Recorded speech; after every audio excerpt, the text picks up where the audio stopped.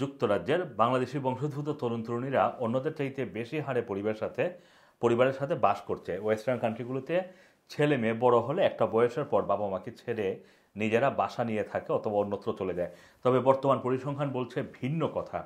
যুক্তরাজ্যে গত এক দশকে বাবা মায়ের সাথে বাস করা 25 থেকে 34 বছর বয়সী মানুষের সংখ্যা 13% থেকে বেড়ে 18% হয়েছে। এক্ষেত্রে বাংলাদেশি বংশোদ্ভূত বাবা মায়ের সন্তানেরা অন্যান্য জাতিগোষ্ঠীর চাইতে সবচেয়ে বেশি পরিবারের সাথে থাকছে। ভারতীয় বংশোদ্ভূত ছেলেমেয়েরাও বাবা মায়ের সাথেই বেশি থাকছে। গবেষকরা বলছেন উচ্চ বাড়ি ভাড়া এবং প্রপার্টির দাম বেড়ে যাওয়ায় তরুণরা আগের চাইতে বেশি বাবা মায়ের সাথে থাকছে। ঠিক একই কারণে কোভিড প্যান্ডামিকের সময়ে প্রতি 5 জন তরুণ তরুণীর মধ্যে একজন বাবা মায়ের সঙ্গেই থাকতো। Think tank institute for fiscal studies জানিয়েছে 24 থেকে 34 বছর বয়সী যারা এখনও তাদের পিতামাতার সাথে বসবাস করছেন তাদের অনুপাত 2 দশকে প্রায় 1/3-এরও বেশি বেড়েছে। এই বয়সী নারীদের 15% বাবা মায়ের সাথে থাকলেও পুরুষদের মধ্যে এই হার 23%। বর্তমানে প্রায় 4.5 লক্ষ তরুণ পারিবারিক বাড়িতে পরিবারের সাথে বাড়িতে বসবাস করছেন।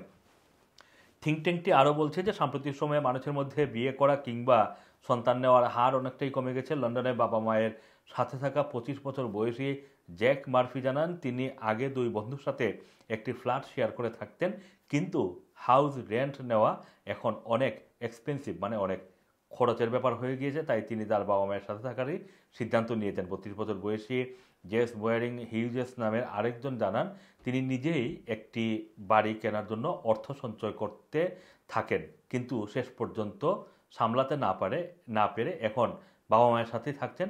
পরিবারের সাথে থেকে তিনি এখন অনেকটা তার শৈশবে ফিরে গেছেন।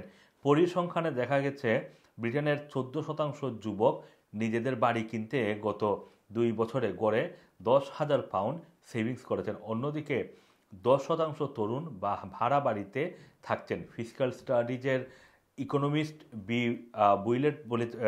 বি বুইলিউ বলেছেন যে কিছু যুবক বাবা মায়ের সাথে থেকে দ্রুত সঞ্চয় গড়ে তোলার সুযোগ পায়, যা লন্ডনের মতো উচ্চ মূল্যের জায়গায় তাদেরকে একটি বিশেষ সুবিধা এনে দেয়।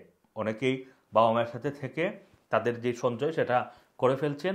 ভাড়া বাড়িতে যেই উচ্চ ভাড়া দেওয়ার যেই বিষয়গুলো সেগুলো এড়িয়ে যাওয়ার ফলে তারা অনেকেই খুব দ্রুত সঞ্চয় করতে পারছেন এবং তাদের যে কাঙ্ক্ষিত বাড়ি সেটার কেনার সুযোগ পাচ্ছেন। আসম মাসুম, রানা টিভি।